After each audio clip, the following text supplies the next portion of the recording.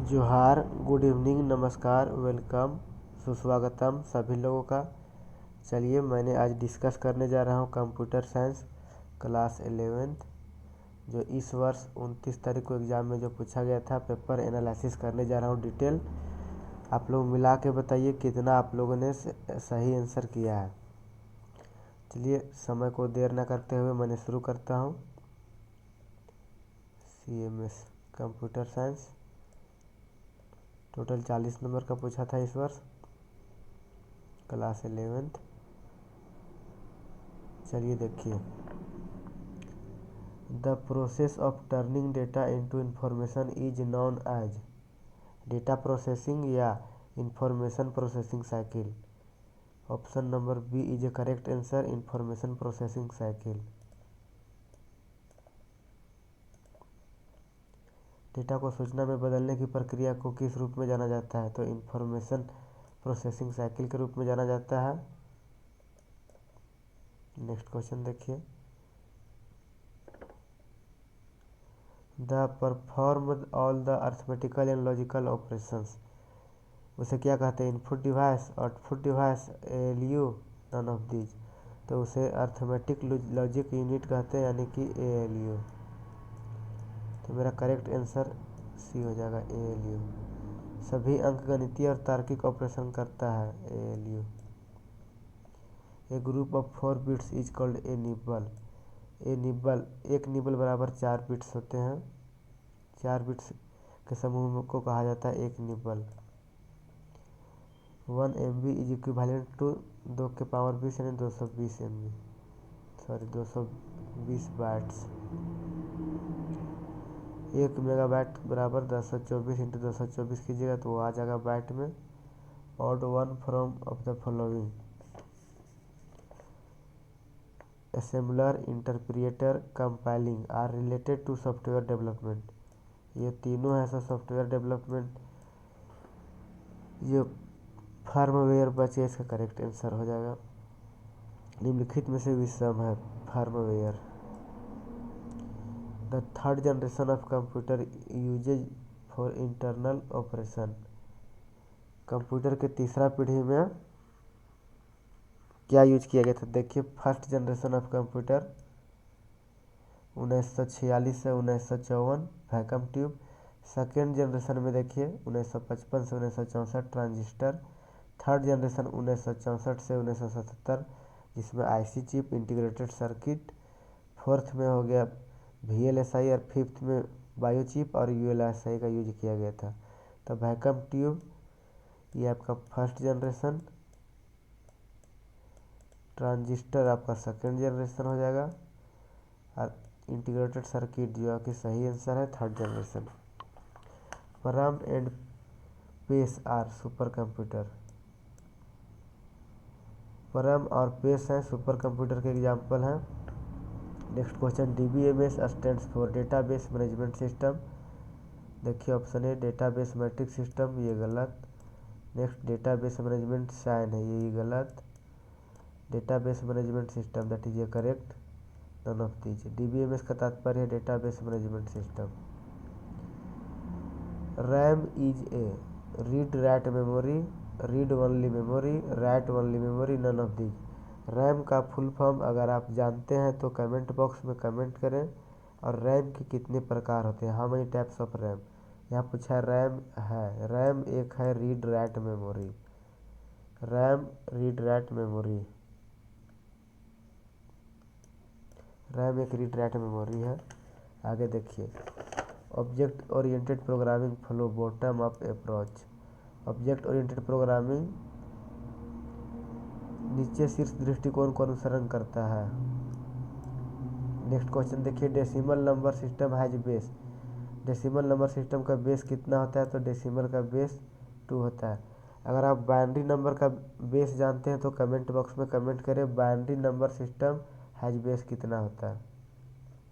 Next question देखिए, 714 in octal is in decimal. Octal में 714 को दशमलव में बदलें। 714 का ऑक्टल मान दिया हुआ है, इसको डेसिमल में कितना आएगा सो निकालना है। देखिए निकाल रहे हैं ऑक्टल नंबर 714। अब इसको डेसिमल में कर रहे हैं तो सारा को 8 से ये कर देंगे। तो देखिए 7 4 इंटू 8 के पावर 0 प्लस 1 है इंटू 8 के पावर 1 प्लस 7 है इंटू 8 के पावर 2। इसको सारा को गुना करने पर 460 आ जा रहा है। आप लोग देखिए, that is correct answer. Octal में 714 का दशमलव में बदले तो 460। बाइनरी को हेक्साडेसिमल में बदलना है। दिया हुआ है 1010111012 बेस 2 है, यानी कि बाइनरी दिया हुआ है, उसको बेस 16 यानी कि हेक्साडेसिमल में बदलना है। तो हेक्साडेसिमल का जो मान होता है 0 से 9 और ए से लेके फिर आगे आता है। तो देखिए इसको मैं चर का फॉर्म करके बांटा हूँ 1010 1011 और 10, लास्ट में 2 0 अपने से लगाए हैं। अब देखिए इसका हेक्साडेसिमल में 1010 का मान ए होता है और 1011 का हेक्साडेसिमल में मान बी और 10 का मान 2, तो 2 बी ए सही answer. Next question, C++ is an machine language, assembly language, high level language, none of these. तो C++ is a high level programming language. Option number C correct answer. C++ एक high level programming language है। Next देखिए, every C++ program must have main function. इसका correct answer A हो जाएगा। Next question, single line comments begin with. तो जो ये double ये दिया हुआ ये सिंगल लाइन कमेंट दिया हुआ है, तो option number B correct answer. और अगर मल्टी लाइन कमेंट चाहिए तो ये ऑप्शन जो है ये मल्टी लाइन कमेंट्स को दर्शाता है। इसको लिख सकते हैं multi line comments, multi line comments, ये सिंगल लाइन कमेंट्स, तो ऑप्शन नंबर बी इसका सही आंसर हो जाएगा। इन C++ programming T is used for /T is used for। तो हॉरिजेंटल टैब कैरेक्टर के लिए इसका जरूरत पड़ता है। सी प्रोग्रामिंग में इसका प्रयोग के लिए कि क्षैतिज टैब के लिए। नेक्स्ट क्वेश्चन देखिए, string terminator character is. String terminator character है, तो आपका ये आपका स्ट्रिंग टर्मिनेटर कैरेक्टर है, जिसको नल कैरेक्टर के भी नाम से जाना जाता है। नल कैरेक्टर, इसमें स्लैश ये 0 है, नल कैरेक्टर। नेक्स्ट क्वेश्चन देखिए, in C++ an identifier can not content all of these, black space, decimal point, hyphen. तो all of these are correct answer. Relational operation are, relational operation उसे कहते हैं जिसमें not equal to less than greater than less than equal to greater than equal to. तो मेरा option number B is a correct answer.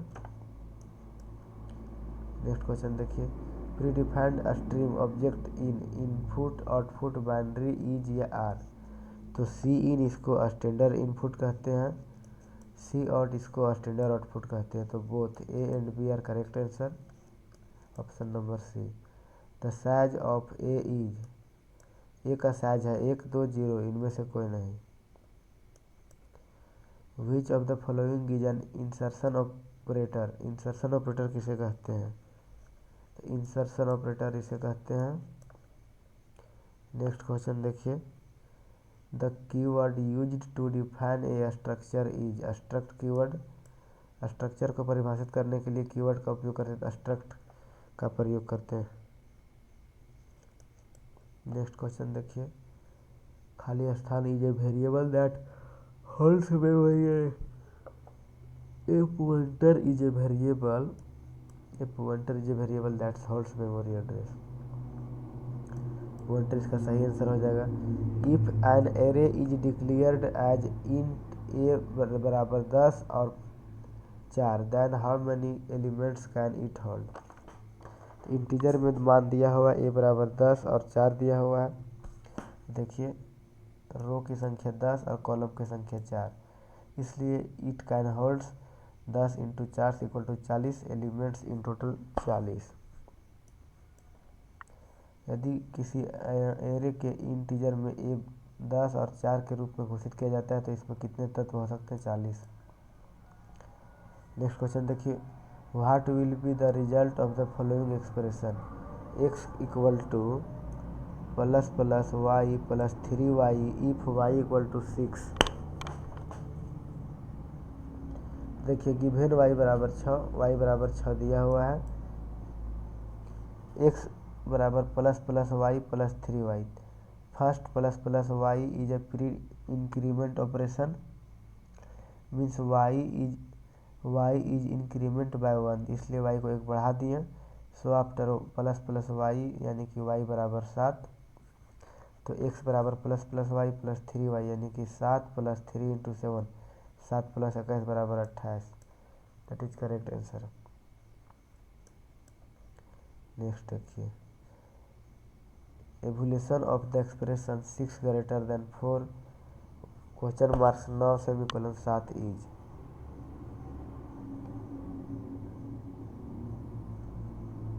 देखिए इसका नीचे solution बता दिए। This expression is a conditional expression, it is often refer to as a the ternary operator. यह ternary operator को दर्शाता है।